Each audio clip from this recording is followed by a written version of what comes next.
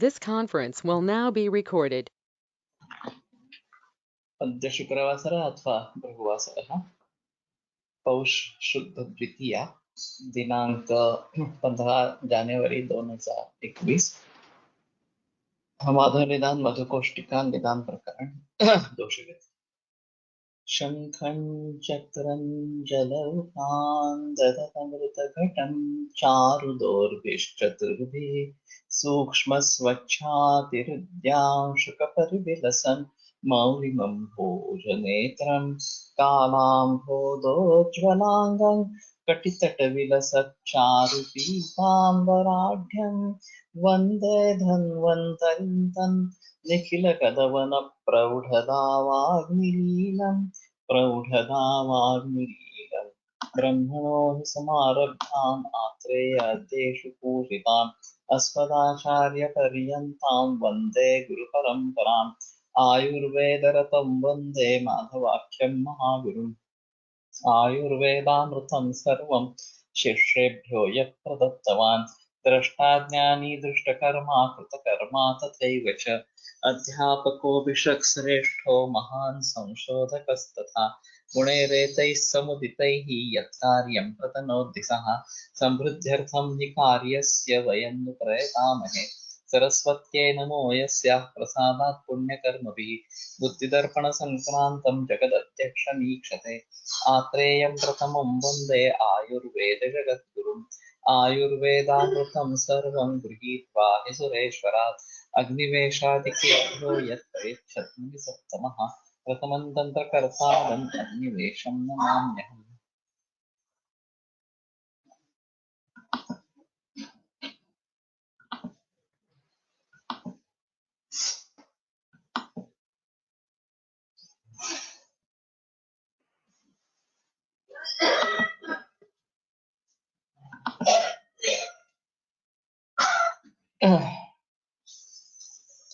क्षयस्थानं च वृद्धिश्च दोषाणां त्रिविधा कथि ऊर्ध्वं चाधश्च तिर्यक् च विज्ञेया त्रिविधा परा।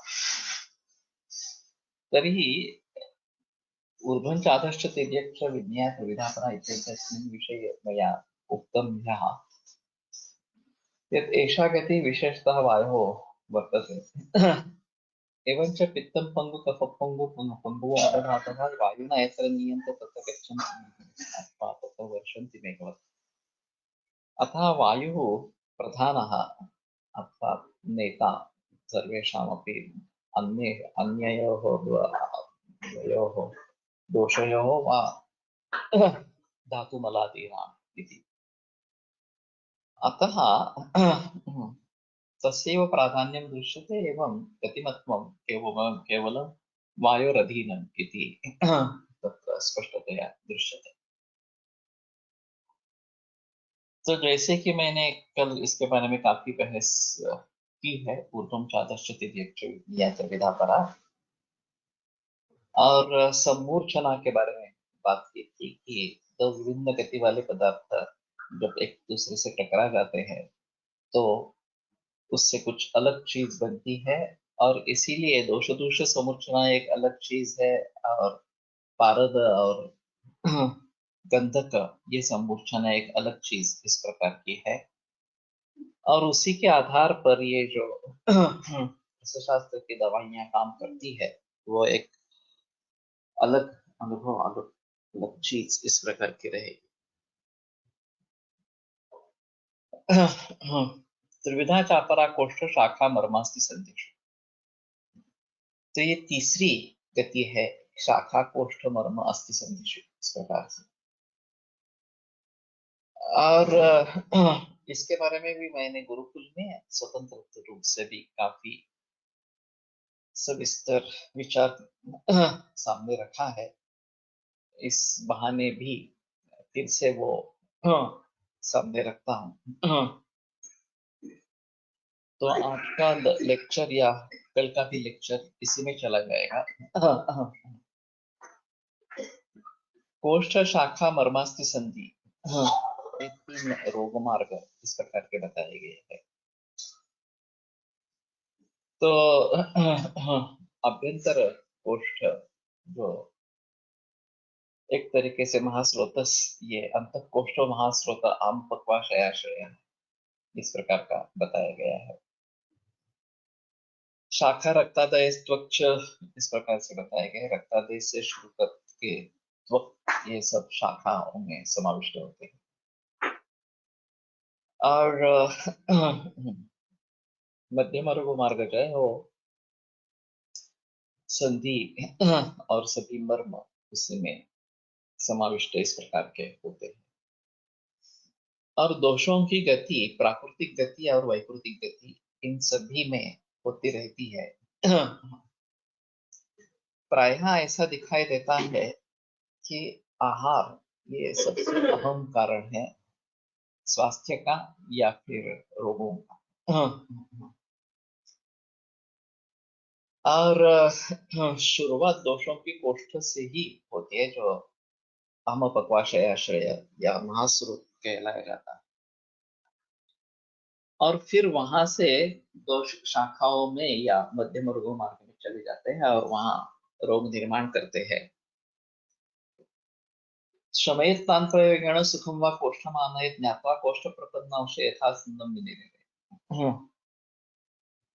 तो सच्चे प्रयोग से, भलीभांत योग्य चिकित्सा से उनका शमन करे दोषों का। सुखम व कोष्ठमानयेत्, या उनको सुख से कोष्ठ में लाए। और ज्ञात्वा कोष्ठ प्रपन्ना, ये अभी कोष्ठ में पहुंच गए हैं, ये समझकर यथा संदम विनिर्णय, जो नजदीकी मार्ग है उससे दोषों को निकाल दे। ये 13वें अध्याय में स्वाक भक्ति सूत्र सर के 13वें अध्याय में ये सूत्र आया। तो हमारी रीति अग्नि से आरंभ करके पाचन पहले करे दोषों में, और जब दोषों का पाचन हो जाता है तो वो खुद अपने आप कोष्ठ में आने लगते हैं। ये एक अहम चीज इस प्रकार की है। और दोषों का शमन हो जाएगा, पाचन हो जाएगा तो, और फिर विकार जो है उसकी शांति इस प्रकार की हो जाएगी। तो हमारी शुरुआत हमेशा कोष्ठ से होती रहती है, जबकि ये निज विकारों के बारे में जो प्रायः आहार से बनते हैं, प्राण आहार वैषम्याद अजीर्णम जायते नृणाम तन्मूलो रोग संघाता तद्विनाशात् विनश्यति। आहार के वैषम्य से अजीर्ण निर्माण होता है, और वो सभी रोगों का मूल कारण, रोग संघात का मूल कारण है। तद विनाशात् विनश्यति, अजीर्ण के विनाश से उसका नाश होगा। तो पाचन चिकित्सा और संसर्जन क्रम ये बहुत सारे रोगों की मूल चिकित्सा इस प्रकार की है, जिसका आरंभ कोष्ठ से होता रहता है। और इसीलिए शायद वाग्भट ने आम पक्वाशयाश्रय इतना ही कोष्ठ का वर्णन दिया है। लेकिन सुश्रुत में एक अलग सूत्र आता है। स्थानान्यामाग्नि पक्वानां मूत्रस्य रुधिरस्य च रुधिर्मुक्तः पुप्पुसश्च कोष्ठ इत्यभिधीयते। चक्रपाणि दत्त ने उसको उद्धृत किया है, लेकिन उसके बारे में ज्यादा बहस नहीं की है। तो इस सूत्र के आधार पर अगर कोष्ठ अलग अलग है, केवल आम पक्वाशय एक प्रकार सा कोष्ठ नहीं है, तो आम, अग्नि और पक्व, ये तीन पचन संस्था के संबंध में तीन कोष्ठ रहेंगे। मूत्र और रुधिर, रुत और उंडुक, फुफ्फुस, ये सभी भी कोष्ठ है इस हिसाब। अगर ये कोष्ठ है तो इन कोष्ठों से शाखा मर्मास्थि संधि में दोष जाते हैं क्या, वापस इन कोष्ठों में आते हैं क्या, और वहीं पे उनका शमन होता है, क्या परिस्थिति रहती है, ये एक अहम मुद्दा इसमें है। तो दिखाई तो ऐसे देता है आम, अग्नि, आम और पक्व, ये तीन कोष्ठ तो वाग्भट में आम पक्वाशय इतना ही लिखा। चरक ने भी आमाशय समुक्त, पक्वाशय समुक्त, इस प्रकार के रोगों के बारे में बताया। उसमें ऊर्ध्व आमाशय या ग्रहणी जिसको कहते हैं, इसके बारे में ज्यादा बहस हुई नहीं है। लेकिन फिर भी ऊर्ध्व आमाशय ये कफ के लिए, अधो आमाशय जो ग्रहणी कहलाता है उसके बारे में जिक्र नहीं की गया है। लेकिन पित्त के बारे में जब सोचना पड़ता है तो पित्त इस अधो आमाशय में या ग्रहणी में आ जाता है, और फिर उसका शमन होता है या उसको विरेचन से निकाला जा सकता है। तो इन सभी बातों को ध्यान में रखते हुए आम, अग्नि और पक्व, ये जो तीन कोष्ठ स्थान है, उनके बारे में काफी बहस हो सकती है, उनका भली भांति प्रयोग हो सकता है। जैसे कि तमक श्वास हो, या फिर विसर्प हो, या फिर शीत पित्त उदर कोट वगैरह इस प्रकार के हो, कुष्ठ हो, इन सभी विकारों में अगर कफ या पित्त प्रधान इस प्रकार के है, तो कफ के लिए वमन करवाना, पित्त के लिए विरेचन करवाना, ये काफी प्रचलन में है। और दोष इन शाखाओं से आमाशय रूपी कोष्ठ, ऊर्ध्व आमाशय या अधो आमाशय के कोष्ठ में आ जाते हैं, और वहां से आसानी से निकाले जाते हैं। तो इन विकारों का उपशमन हो जाता है, ये हम काफी बार देखते हैं। वैसे भी पक्वाशय मूल स्थान वात दोष का है। हाँ, और वहां से वात पूरे शरीर में फैल सकता है। शाखा, मर्म, अस्थि संधि इसमें आश्रय ले सकता है, और उसको फिर से पक्वाशय रूप कोष्ठ में लाना और शमन करना या बाहर निकाल देना, ये चिकित्सा बस्ती चिकित्सा से होती है। तो बस्तिर्विरेक वमनम, ये परमौषध दोषों का बताया गया।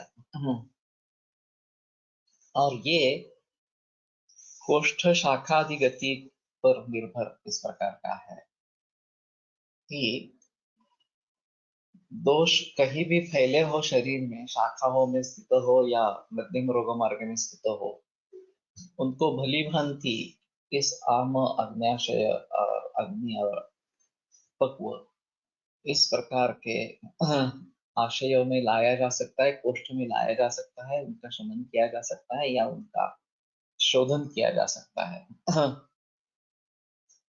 तो इसके जरिए सभी विकारों की शांति हो सकती है, और ये कोष्ठ शाखादि गति के ऊपर निर्भर है।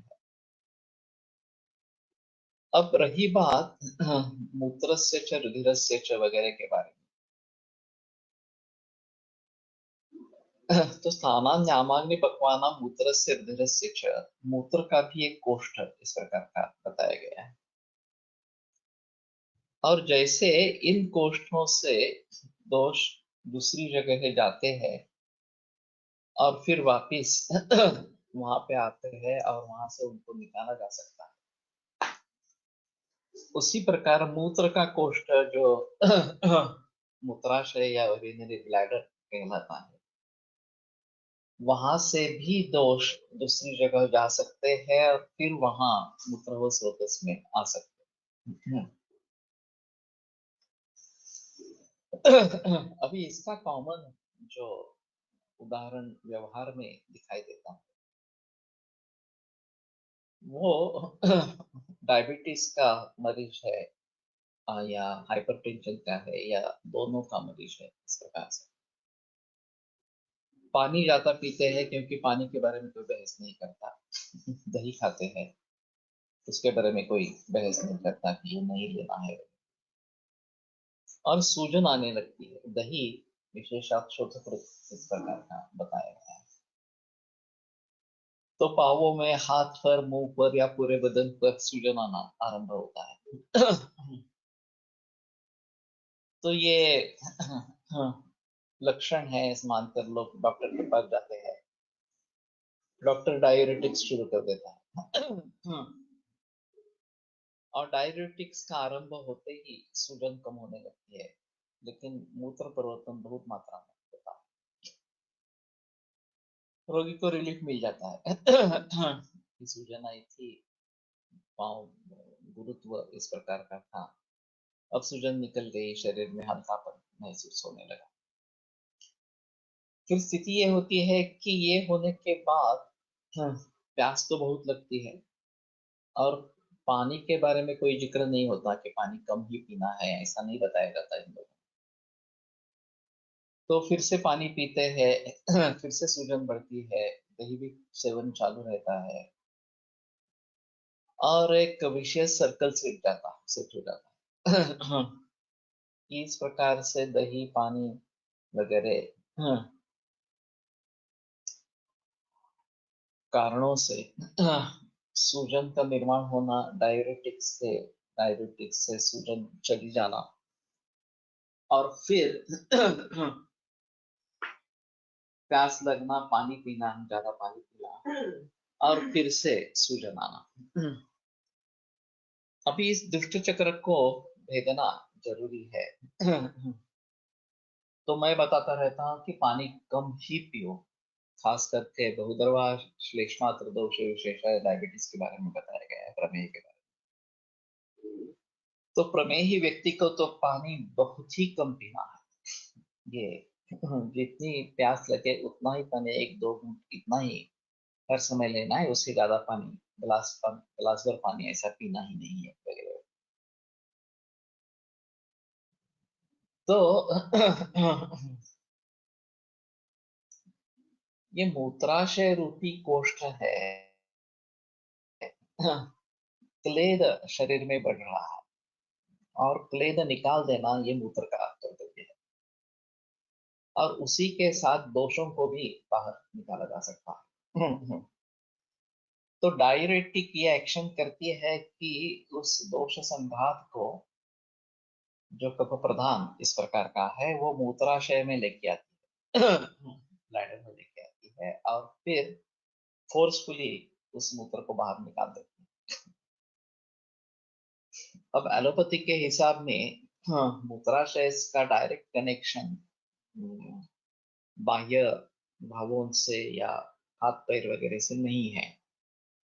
वो तो मानते हैं कि किडनी में खून आता रहता है, किडनी के जरिए वो यूरिन यूरेटर से लेकर मूत्राशय में प्रविष्ट होता है, और फिर उसको निकाला जाता है।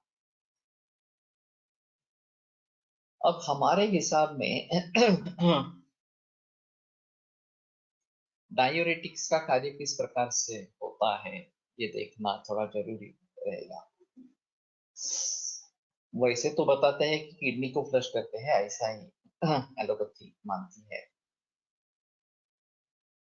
लेकिन हमारा सीधा कनेक्शन, अगर ये कोष्ठ है, यूरिनरी ब्लैडर, तो उसका सीधा कनेक्शन शाखा मर्मास्थि संधि से होगा। यहाँ खासकर शाखाओं की बात होती रहेगी। और मांस में तो इसमें जो क्लेद है, बहु अबद्धम मांस, ये प्रमेय की खासियत इस प्रकार की है। शरीर च क्लेदः, और शरीर का क्लेद, तो ये शाखाओं में स्थित रहते हैं, और शाखाओं से ये वो फिर से मूत्राशय में आकर उनको बाहर निकाला जा सकता है। अभी ये हुआ डायूरेटिक्स के जरिए।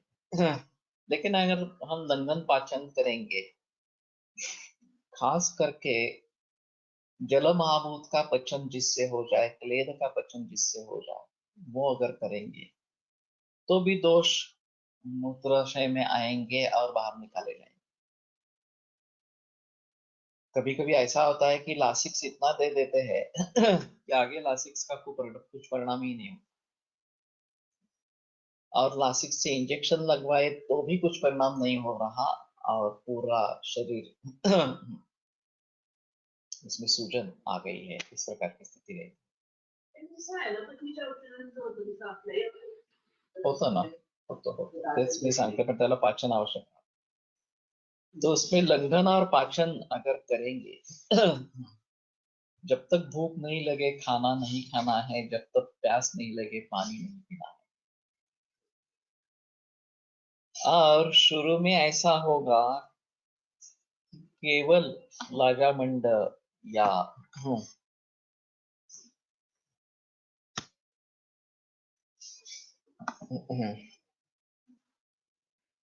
मुदगयूष या फिर देशी गाय का दूध ब्लॅडरला कोष्ठात समाविष्ट करावे की मध्यम मार्गात मर्म आहे म्हणून मध्यम मार्ग में भी वो है, इसमें कोई संदेह नहीं है।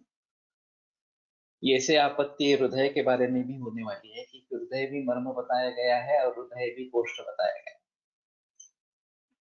तो ये दोनों तरीके से काम कर रहा है। एक मर्म स्थान होने के वजह से मध्यम रोग मार्ग में है और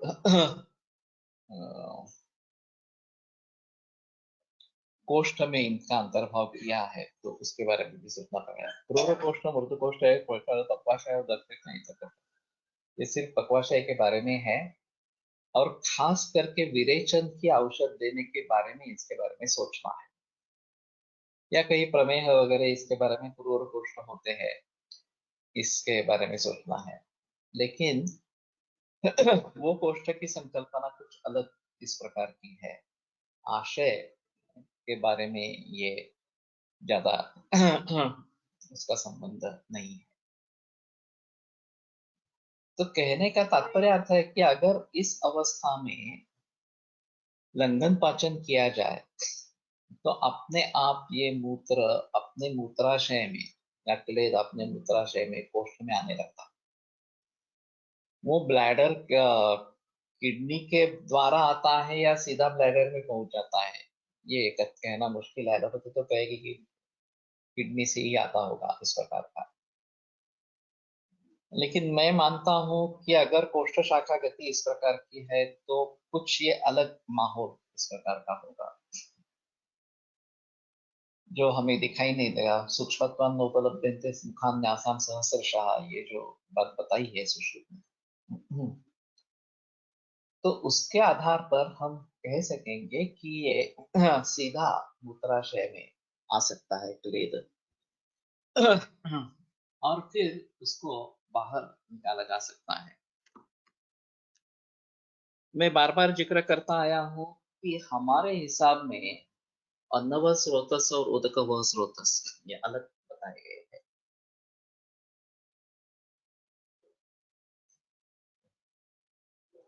अन्न और पानी हम दोनों का ही ग्रहण करते हैं। पचन होने के बाद सारकिट्ट विभाजन होता है, आहार रस सार रूप में निर्माण होता है जिसका परिवर्तन आगे रस धातु वगैरह में होता रहता है, और जो किट्ट है वो विभक्त हो जाता है घन किट्ट और द्रव किट्ट, और घन किट्ट से पुरीष बनता है और द्रव किट्ट से मूत्र बनता है, ऐसा हमारा निर्देश है। तो इस बात को ध्यान में रखते हुए द्रव किट्ट से जो मूत्र बनेगा वो पक्वाशय से सीधा ब्लैडर में चला जाएगा, ऐसा हमारा शास्त्र कहता है। तो उसी प्रकार से अगर ये कोष्ठ है मूत्राशय, ये कोष्ठ है और उसमें से दोष सभी जगह फैल सकते हैं, तो वहां पे वापस भी आ सकते हैं। क्लेद म्हणजे एक्झॅक्ट काय समजावे, ये एक शरीर का ही अवयव है, या हिस्सा, अवयव नहीं कह सकते इसको, एक घटक है ऐसा कहेंगे, जो पचन के लिए आवश्यक होता है। और उष्मा वायु क्लेदः वगैरह इस प्रकार से जो आहार परिणामकर भावों में उसका निर्देश है, और जैसे महास्रोतस में इसकी उपस्थिति आवश्यक है उसी प्रकार पूरे शरीर में इसकी उपस्थिति आवश्यक है। जहां कहीं भी पचन चल रहा है, चाहे धातुओं का निर्माण हो चाहे मलों का निर्माण हो, उपधातुओं का निर्माण हो, तो जहां जहां पचन अपेक्षित है यहाँ वहां ये उष्मा वायु क्लेद वगैरह सभी 6 भाव आवश्यक इस प्रकार के हैं। और फिर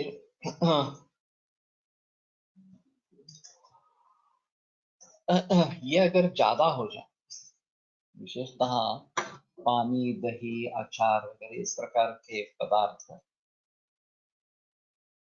क्लेद को बढ़ावा देने वाले हैं, अतिरिक्त क्लेद निर्माण करने वाले हैं, या रूक्ष वगैरह इस प्रकार के पदार्थ क्लेद को कम करने वाले इस प्रकार।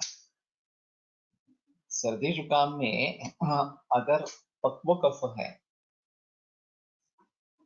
तो डाल या फुटाने जिसको कहते हैं भर्जित होता है, भर्जित चना होता है, उसको रात में सोते वक्त खाने का और पानी नहीं पीने का उसके ऊपर इस प्रकार का एक उपाय बताया जाता है।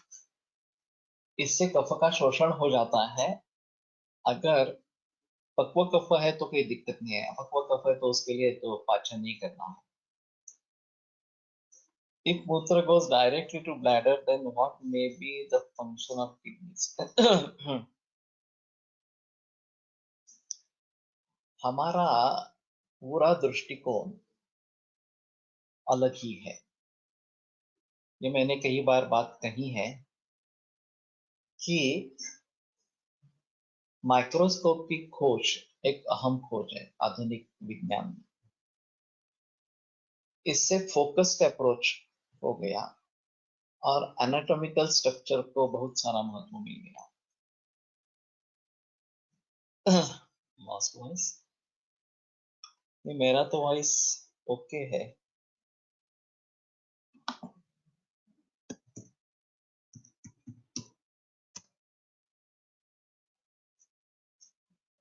Can we say extracellular fluid is clear? No. ये पूरे शरीर में रहता है।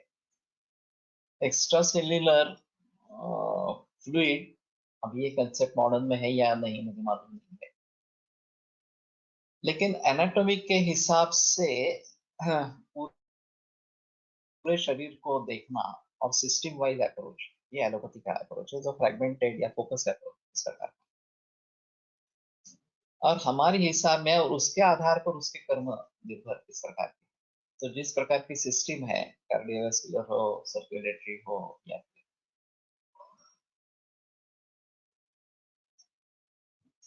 डाइजेस्टिव रेस्पिरेटरी, जो भी सिस्टम हो, उसके आधार पर उसके कर्म के बारे में बताया जाता है। और हमारे यहाँ कर्म डायनेमिक है, वो दोषों पर निर्भर है। और दोष की एक जगह इस प्रकार की नहीं है, मूल स्थान है, फिर भी सभी शरीर दोषों के लिए संचरण स्थान इस प्रकार का है। तो किडनी को इतना महत्व नहीं दिया गया, ये सबसे अहम मुद्दा है। वैसे मेदोह स्रोतस के मूल स्थान में वृक्क मूलम वपावहनम ये सूत्र आता है। और मैं मानता हूं कि ज्यादातर मूत्र का निर्माण पक्वाशय में होकर वो सीधा ब्लैडर में चला जाता है। अब जब आधुनिक एनाटॉमी के अनुसार या फिजियोलॉजी के अनुसार ब्लड फिल्ट्रेशन किडनी में होता है, इसमें से जो अनावश्यक भाग है या शरीर को पीड़ा करने वाले भाव है, मल भाव है, उनको बाहर निकाल देना है। वो पृथक्करण की प्रक्रिया किडनी में होती है और फिर ब्लैडर के जरिए उनको निकाला जाता है। इसका संबंध हमारे यहाँ प्रमेह में आता है। आहार परिणामकर भावातील क्लेद म्हणजे क्लेदक कफ अपेक्षित असावा।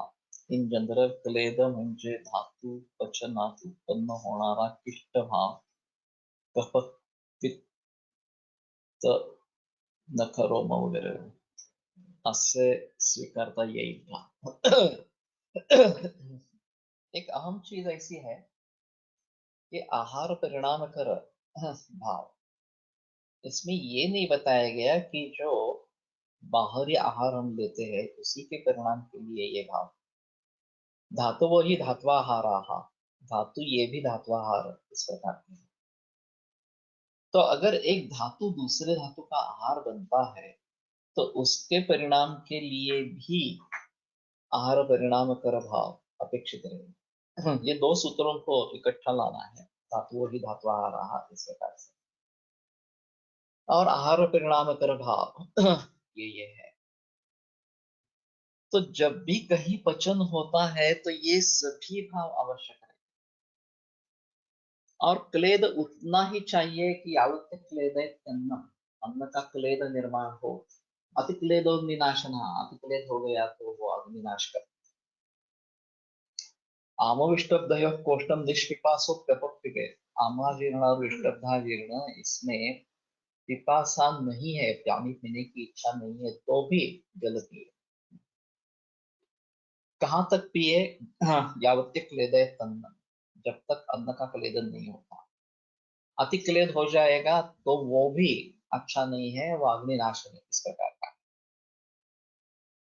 तो उसी प्रकार से ये क्लेद जो वृत्ति जो भाव है, हाँ, वो पचन के लिए आवश्यक इस प्रकार का है। और ये केवल महास्रोतस में पचन जो हो रहा है उसी के लिए आवश्यक है ऐसा नहीं है, सभी प्रकार के पचन के लिए आवश्यक है।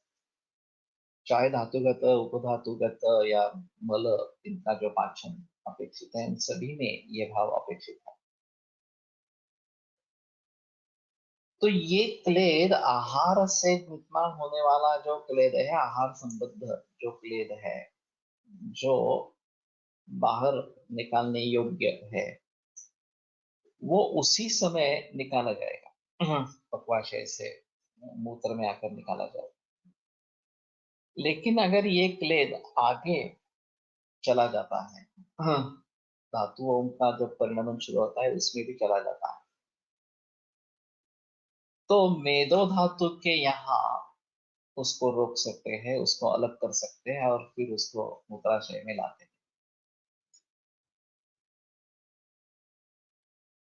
तो वहां किडनी का संबंध नहीं बताया गया है हमारे शास्त्र में, वो सीधा क्लेद मूत्राशय में आता है ऐसा कहा गया है।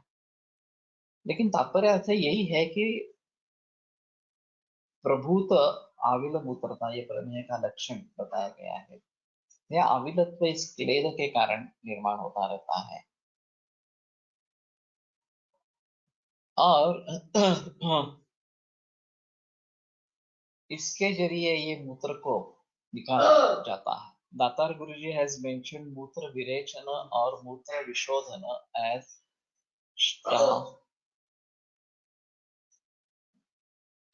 कर्म, especially in Amavata, use of shwa to remove arm.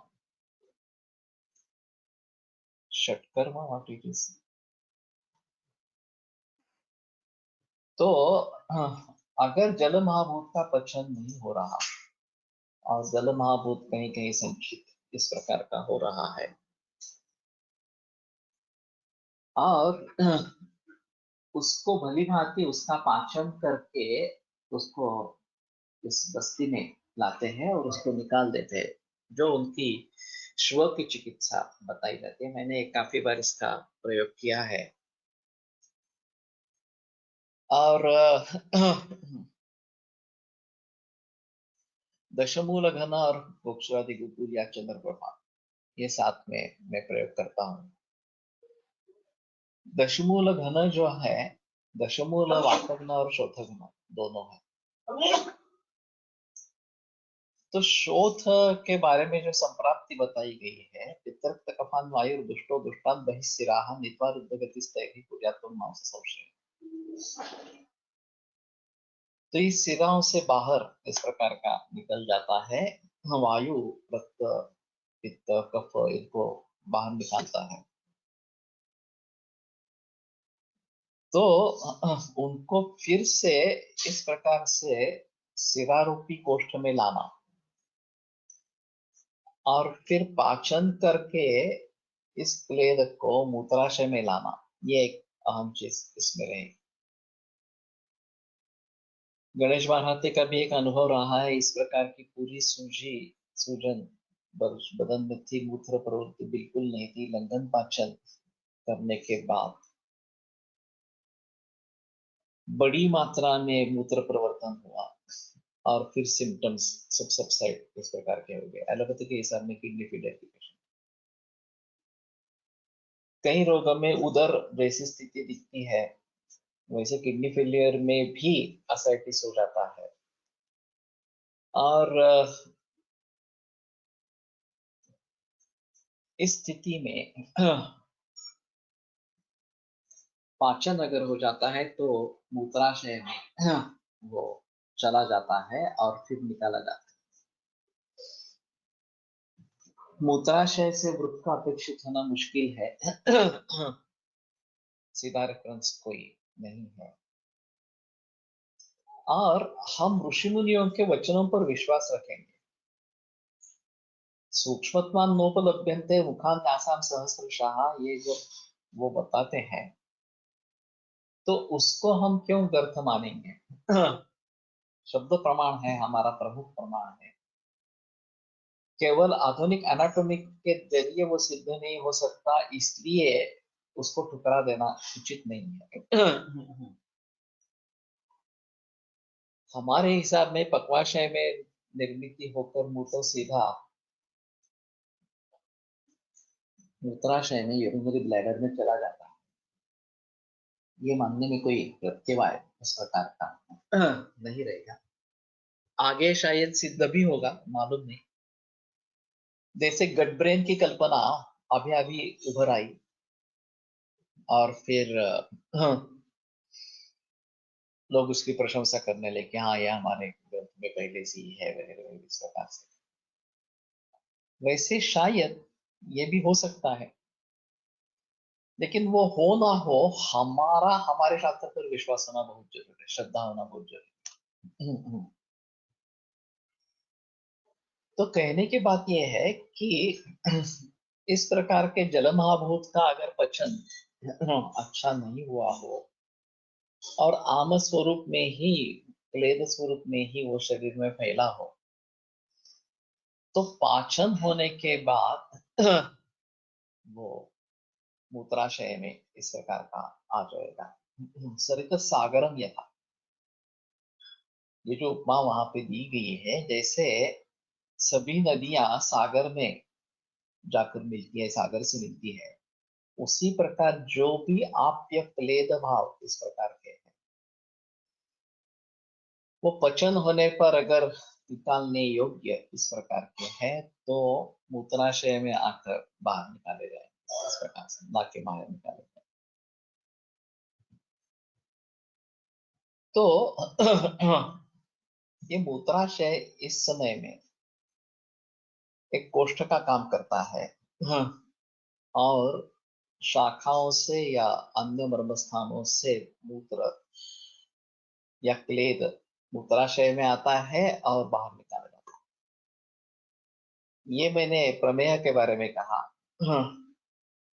CCF, congestive cardiac failure, इसमें भी यही सिलसिला दिखता है।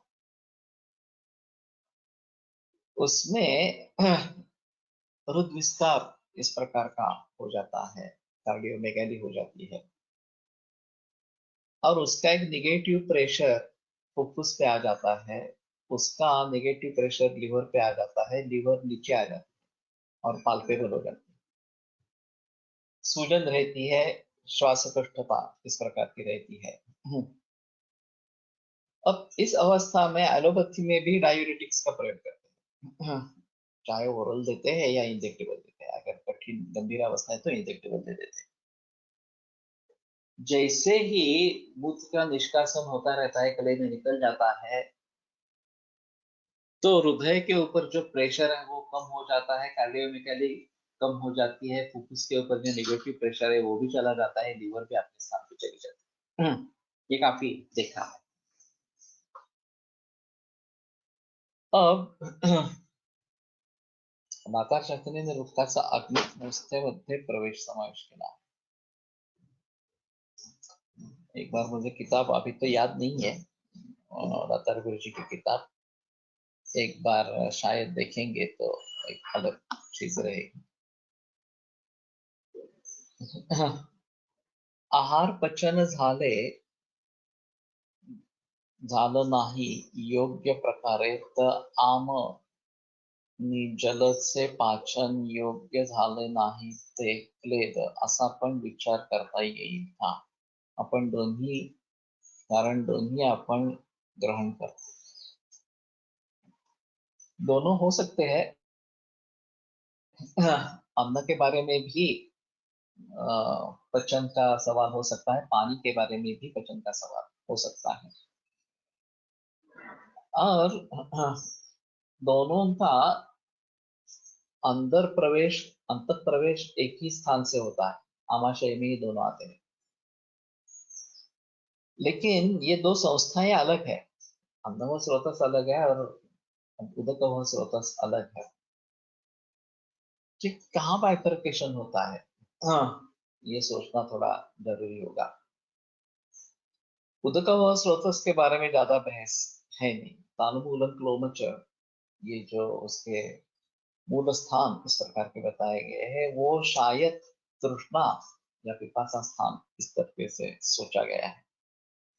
लेकिन उदक स्रोतस की व्याप्ति कहाँ से कहाँ तक, हाँ, पानी जो लिया जाता है वो ज्यादातर पानी जो पीते हैं उसी के आधार पर लिया जाता है। अब जब जरूरत न होने पर सलाइन दिया जाता है। अभी ऐसा है कि कभी भी किसी भी मरीज को अगर एलोपैथिक अस्पताल में दाखिल करते हैं तो पहली शुरुआत होती है सलाइन, चाहे नॉर्मल सलाइन हो चाहे ग्लूकोज सलाइन हो। शरीर में डिहाइड्रेशन है या नहीं है इसका कोई मतलब नहीं है। डिहाइड्रेशन है तो सलाइन देना उचित है उनके हिसाब से, उसमें कोई संदेह नहीं है। लेकिन अस्पताल में दाखिल किया और सलाइन नहीं लगाया तो कुछ ट्रीटमेंट ही नहीं हुई, ऐसा लोग मानते हैं। और ये थोड़ा सा आसान भी हो जाता है, वेनिसेक्शन कर देंगे तो फिर भी जो इंजेक्टेबल देने हैं वो भी उसी में चले जाएंगे, सलाइन चलता रहेगा और बिल मीटर जो है वो चलता रहेगा। अभी तक भी लोगों में, देहातों में ऐसी स्थिति है कि लोग मानते हैं कि अगर सलाइन दिया तो डॉक्टर अच्छा नहीं, तो डॉक्टर अच्छा नहीं है, इस प्रकार से। शास्त्र में वृक्क संबंधी जो भी वर्णन आया है उसमें सुप्रारेनल ग्लैंड का कार्य भी समाविष्ट होता है। मुश्किल है बताना, ये हार्मोन से रिलेटेड इस प्रकार का है। और वैसे सभी हार्मोन्स के बारे में अलगता से सोचना, ये एक अहम चीज इस प्रकार की रहेगी। वहां सुप्रा रीनल का मतलब वो रीनल से ऊपर है, किडनी के ऊपर है। किडनी से उसका संबंध है नहीं है ये नहीं बता सकते, इस प्रकार से पोजीशन वो है, इतना ही है।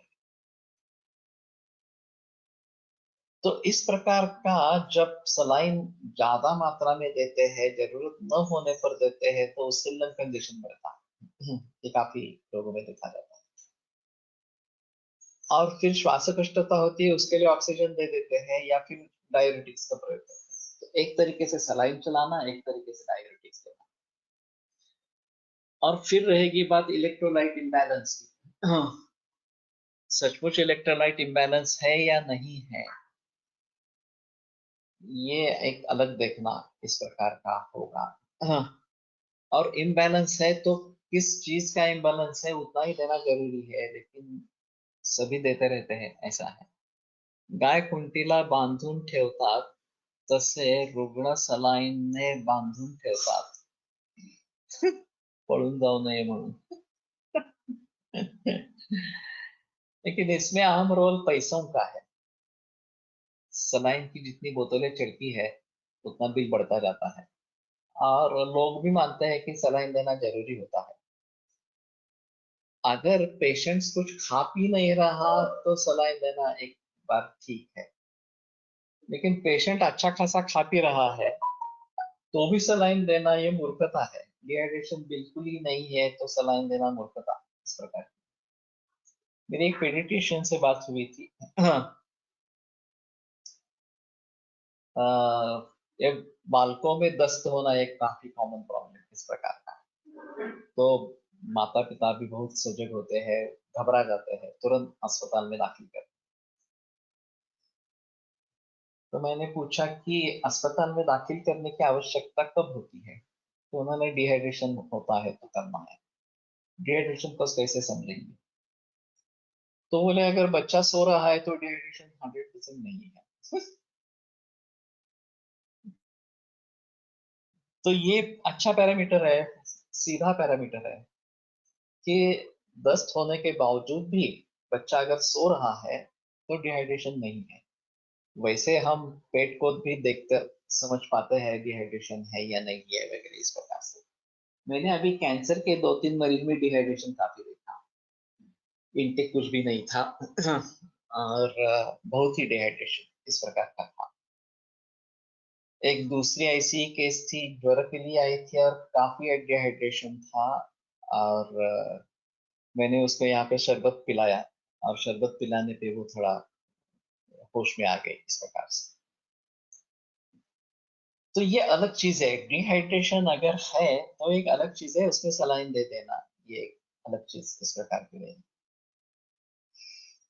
अभी यूरिनरी इन्फेक्शन में भी इस प्रकार से सलाइन देते हैं। मेरी एक मरीज के बारे में ये यूरिनरी इन्फेक्शन कंट्रोल नहीं हो रहा था, ये काफी पुराने पुराने बरसों की बात है। तो एडमिट किया और जब 3 सलाइन की बोतलें गई तब यूरिन आउटपुट शुरू हुआ। तब तक यूरिन आउटपुट कुछ भी नहीं था, जीरो था। तो ये एक अलग तरीका है क्योंकि हम ऊपर से जो दे रहे थे उसकी उल्टी हो रही थी और अंदर नहीं जा रहा था, पानी अंदर नहीं जा रहा था। और बुखार तेज था, 103 104 बुखार था। लेकिन सलाइन दे दिया, एंटीबायोटिक्स उसी के जरिए दे दी और एंटी एमेटिक इस प्रकार की भी दवाइयां दे दी।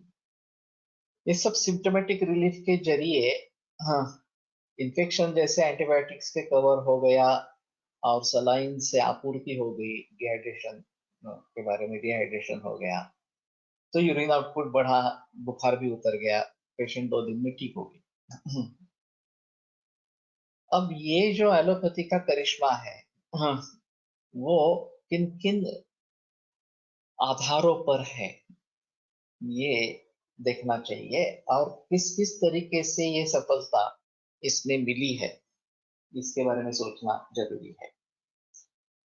खास करके जब ओरल रूट बंद हो जाता है, उल्टी होती रहती है कंसिस्टेंट, तो दिक्कत वाली बात हो जाती है हमारे लिए।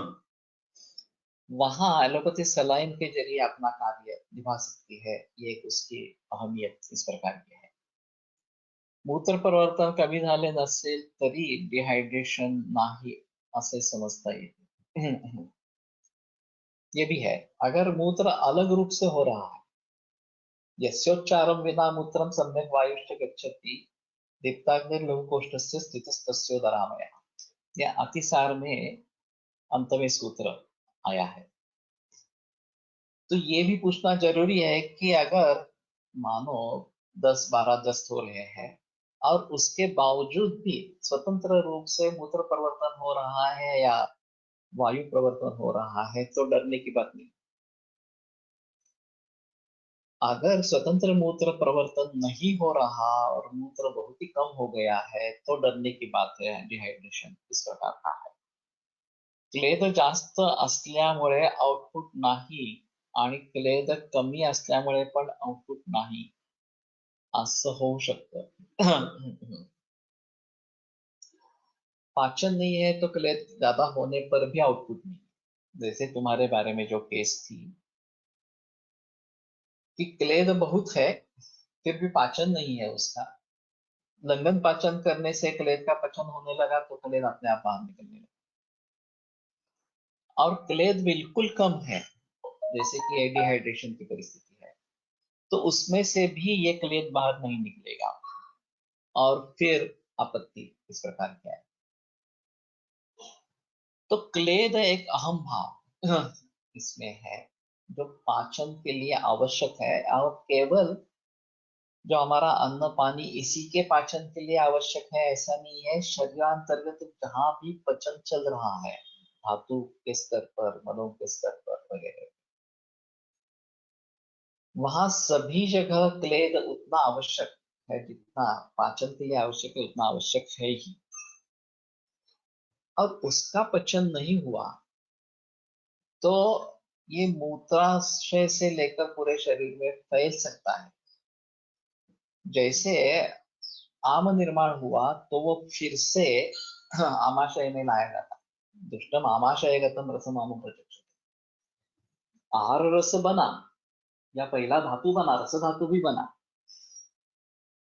और वो अपक्व बना, अच्छा नहीं बना,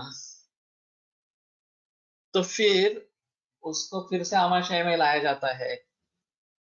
जैसे कुछ प्रोडक्शन चल रहा है और बीच में समझ में आया कि नहीं, पहली स्टेप जो हुई थी वो बड़ी बराबर नहीं हुई है, तो उसको फिर से वापस उस स्टेप के लिए भेजा जाता है। उसी प्रकार का ये तरीका।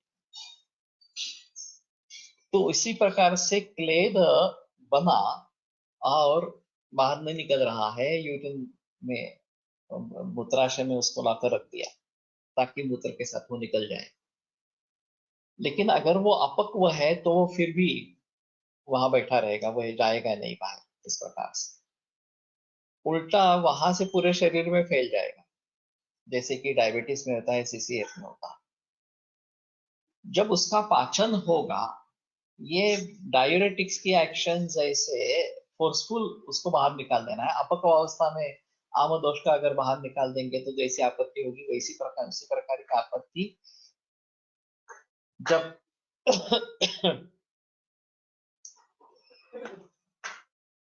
डायूरेटिक्स का प्रयोग बिना कुछ सोचे समझे किया जाता है। पहली चिकित्सा पाचन है। पाचन को छोड़कर या कारणों को टालने के बगैर सिर्फ डायूरेटिक्स देते रहना, ये कहाँ की चिकित्सा है? ये आपकी तो चिकित्सा है। लेकिन उससे सिम्टोमेटिक रिलीफ मिल जाता है, सूजन उतर जाती है। लोग भी समझते हैं अच्छा, बहुत बड़ी दवा, बढ़िया दवा है, एक गोली ले ली, इतनी सारी पेशाब हुई और फिर सूजन चली गई पूरी। इस प्रकार से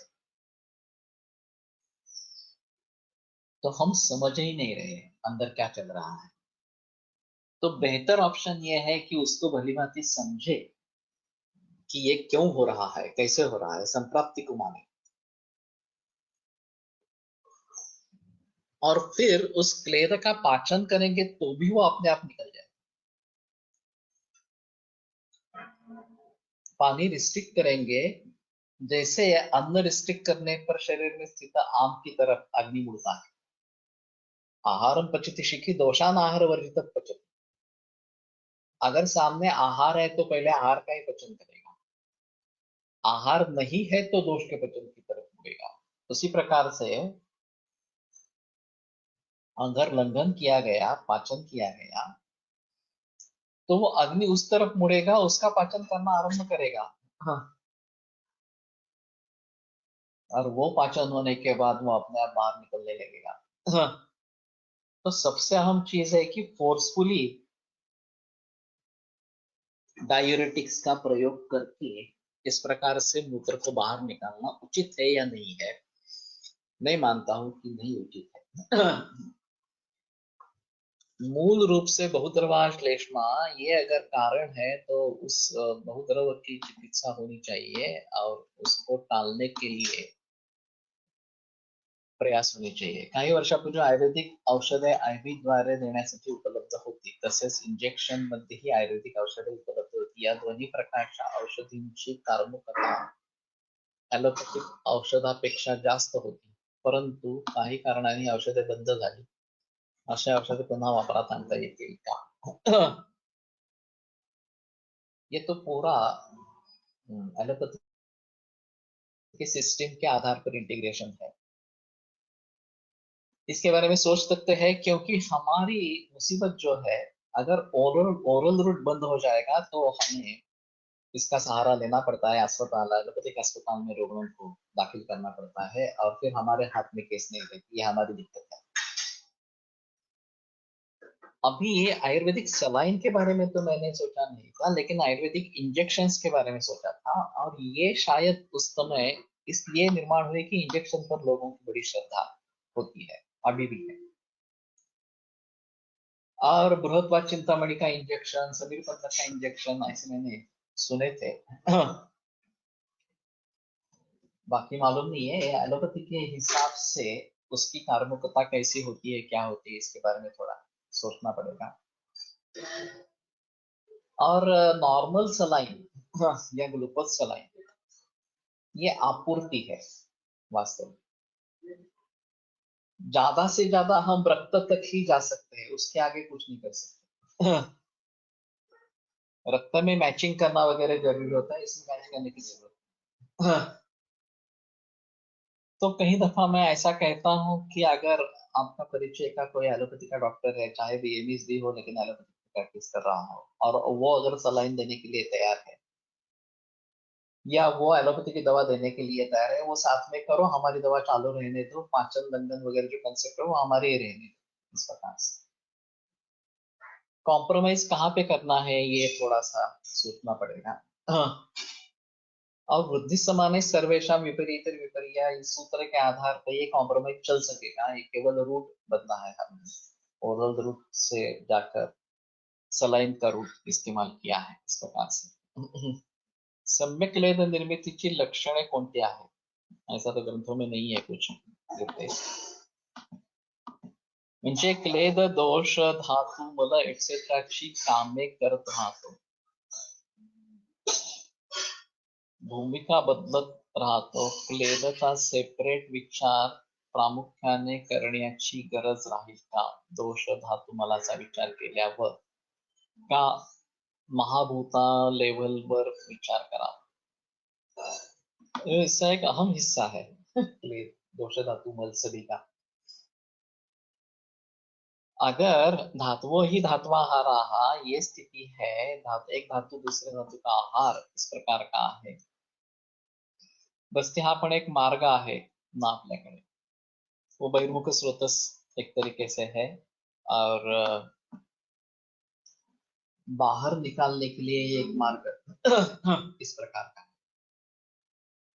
अभी मुख्य रूप से महास्रोतस आंगो पक्वाशय और अग्न्याशय ये प्रधान रहेगा, जिसके लिए वमन विरेचन बस्ती ये चिकित्सा बताई गई है। लेकिन ब्लैडर भी एक बहिर्मुख स्रोतस इस प्रकार का है, तो उसका भलीभांति प्रयोग इस तरीके से किया जाता है। आपल्या औषधांना अग्नीची अपेक्षा असते, सलाईन द्वारे दिल्यास जठराग्नि बायपास हुई, त्याने फलश्रुति मिळणार नाही।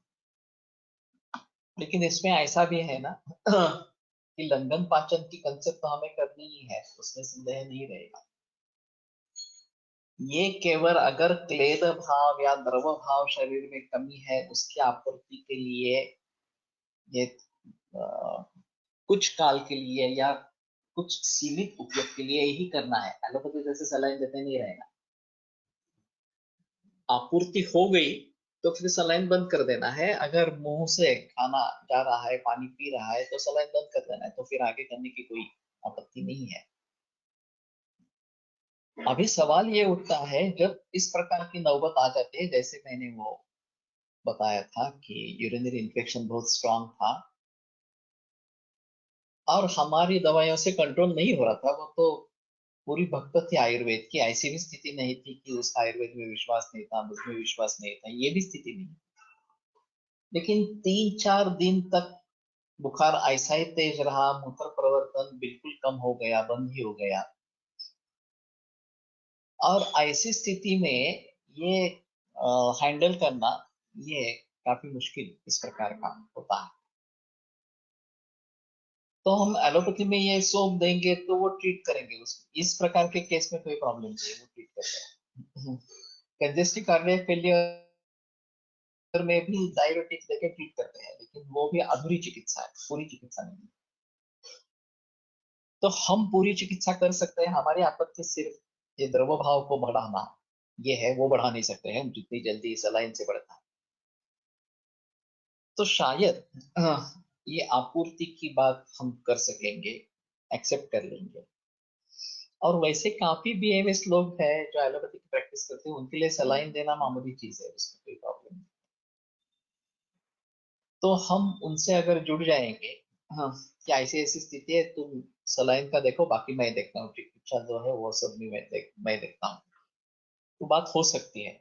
उसको एलोपैथी में दाखिल करने के बजाय ये ज्यादा बेहतर इस प्रकार का।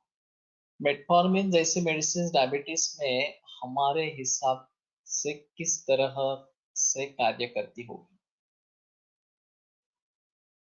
मेरा ख्याल है कि एलोपैथी इस कोष्ठ को बाईपास करती है सभी रोगों के बारे में, और सीधा विष स्वरूप का प्रयोग करके जो अवयव विकास होने के कारण धातुओं में जाकर वहां का क्लेद है, जहां वहां का जो भी कुछ है उसको कम करती है, और फिर उसके जरिए तुरंत रिजल्ट आते हैं, शुगर कम हो जाता है इस प्रकार से। लेकिन ये सही रास्ता नहीं है। सही रास्ता कोष्ठ से जाकर धातुओं में जाकर क्लेद कम करके इस प्रकार का मूत्र शुगर पर कंट्रोल लाना। लेकिन अभी जमाना चमत्कार का है, चमत्कार नहीं तो नमस्कार नहीं। कल इतनी शुगर थी, आज इतनी शुगर है, एक मेटफॉर्मिन ले ली और शुगर इतनी कम हो गई। ये बात मरीज को जितनी प्रभावित करती है उतनी 10-15 दिन के बाद शुगर कम हो गई है ये प्रभावित नहीं करती। तो सिम्टोमेटिक रिलीफ ये अभी एलोपैथी का शस्त्र है। हाँ, फार्मेसी ने बहुत जानबूझकर अपने पैरामीटर्स उसमें लगा दिए हैं और उनके आधार पर उनको सिद्ध करते रहते हैं। हाँ, और अभी पूरा कब्जा फार्मेसी का है। फार्मेसी का है, हॉस्पिटल मैनेजमेंट ग्रुप का है, या इंश्योरेंस कंपनी का है, पूरे वैद्यक विश्व पर।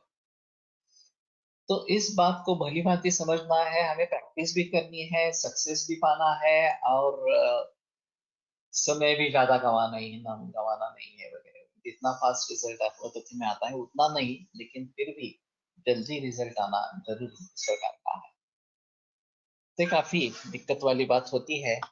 ठीक है, हाँ, कल फिर इसके बारे में ही बहस होगी, और अगले गुरुवार तक भी ये सिलसिला चलता रहेगा ऐसा लगता है।